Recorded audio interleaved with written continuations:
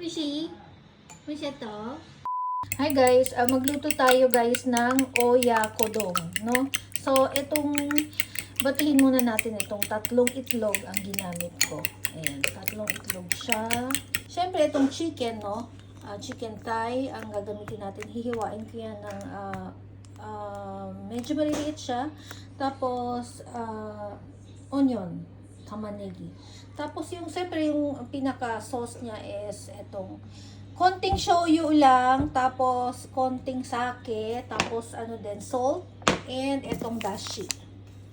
Yan. So, tapos lalagyan ko siya ng udong, no? 2 pirasong udong para maiba lang siya ng konti para dumami yung niya, sahog niya.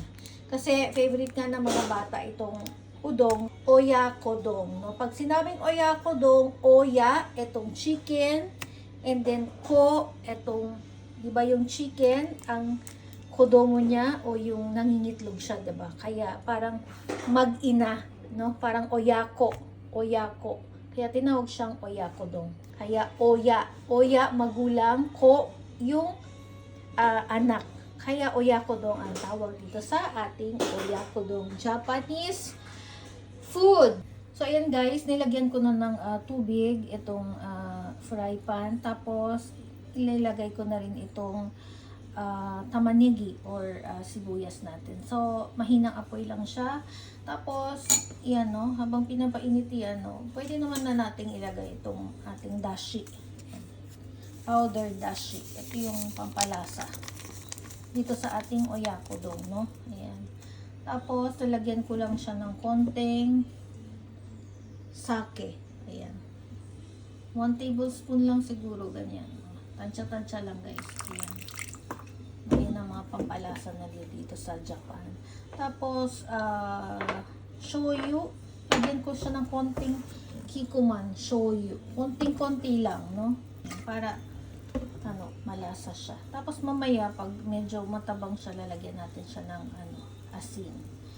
Pagkatapos niyan, ayan, nakikita nyo, diba? Itong tubig, 1 cup lang siya, no? Pero kasi lalagyan ko siya ng udong, kaya medyo dinagdagan ko lang siya ng konti. Pero kung hindi naman lalagyan ng udong, yung lang, regular na oyakodon lang. Konting tubig lang siya, mga 1 cup lang siya ng water. Tapos yan, no? Medyo kumukulo-kulo na siya, ayan. Lagay na natin itong chicken. Ayan. Hiniwa-hiwa ko na to guys ng maliliit. Ayan. Yan ang ating chicken. Chicken thigh. Thigh, no? Para malasa siya. Yan. Maliliit na hiwa para madaling kainin ng mga bata. Favorite to ni Masato, oyakodon. Tapos, ayan, lulutuin lang natin yung chicken, no? Napakadaling lutuin lang ito, guys. Sobrang dali. Ganyan lang siya. Nandiyan na lahat yung pampalasa na yung dashi, sake. Tapos, pagluto na yung chicken, no, ilalagay na natin yung udong. Tapos, last nating ilalagay itong itlog. And guys, kumukulo na siya. So, baligtarin na natin yung kabilang side naman ng manok. And guys, baligtarin natin itong mga manok para maluto yung kabilang side niya. Sobrang dali lang itong lutuin guys. Ayan, no? Gusto to ng mga bata kasi masarap siya. Chicken nga naman mild lang yung aji niya o yung lasa niya. Tsaka healthy pati. So, ayan guys, nilulutuan ko rin si Ayaka at si Masato ng soup. So, para itong, ayan, yung oyakodon, no, kapag naluto yan, syempre kailangan may soup, no, partner na soup. Alam niyo naman dito sa Japan, kailangan tuwing lunch, dinner, o kaya naman, mag-breakfast, gusto nila yung soup. Lagi silang may soup, yung, tawag ito, miso shiru, ganyan. Tapos si Masato, gusto niya rin kasi itong, wonton soup. Wonton soup ang tawag sa kanila dito, no? So, ayan. Lagi ko to silang nilulutuan ng ganito, wonton So, binibili ko lang itong wonton sa supermarket. Tapos, may halo na kasi siyang, may kasama na siyang soup, may lasa na siya. So, papakulo ka lang ng tubig, no? 1 cup or 2 cups pa to. Tapos, yun, palalambutin mo lang siya. Pwede rin siyang lagyan ng itlog, yung babati ng itlog, no? Kaya lang, ito kasing oyakodong na niluluto ko, may itlog na kasi siya. So, puro itlog na lang. So, this time, hindi ko siya lalagyan ng itlog. Itong wonton soup. Yung plain lang na wonton soup lang siya. So, ayan. Pag lumambot na yan, ayan. Soup na yan. Ready na yan. Para partner siya mamaya sa oyakodong. No? Dinner namin, guys. Medyo maaga na naman akong nagluto ngayon. Anong oras na ba? 4:30 pa lang. Para pag nagutom, diba, maagang makakakain dahil may pasok nga bukas sa school. No? Para maaga matapos ang lahat. So, ayan guys. Pwede na natin ilagay itong udong. Ito optional naman to, no? Pwedeng hindi lagyan. Kasi naman ako, gusto ko talaga hinahaluan ng iba. Yung may originality. Yung may sarili kang version, no?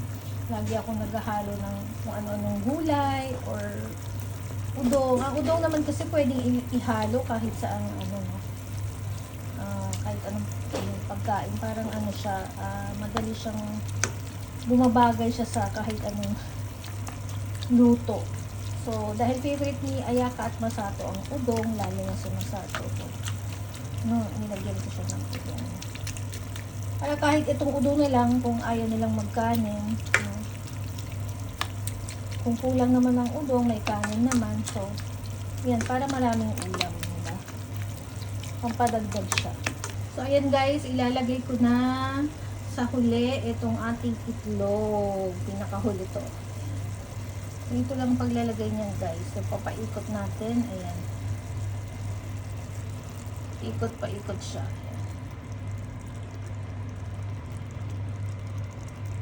Yan. No? Yan, diba? Tapos, hayaan lang natin siya dyan. Huwag natin siya makahalutin.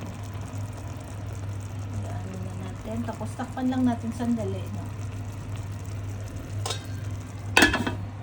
So, ayan na siya guys. Yan ang ating oyakodong. No? Nakalimutan ko pala siyang lagyan ng sugar, no? Ng asukal. So, nilagyan ko siya ng konti lang, konting-konting asukal lang. Dapat pala may asukal doon sa may, nung pinapakaluan natin yung tubig, no, sa umpisa pala. Pero okay lang. Sa shiburi ko kasi itong niluto. So, nakalimutan ko. Naalala ko na lang, nung nilagay ko na itlog, dapat pala may asukal. So, nilagyan ko lang siya ng asukal. Yan, binuburan ko siya para mahabol yung lasa. So, ayan, medyo, kasi nga may udong siya, yan, medyo tuyo ang itsura niya, no? So, medyo dry. Pero, okay lang yun kasi ganyan naman talaga ang oyakodong. Yan, nasa Masato, kinakain niya na ang kanyang oyakodong na may udong. At itong wonton soup. Yan siya, nanonood siya ng TV. Yan, report daw ang gusto niyang inumin. Uy, Masato?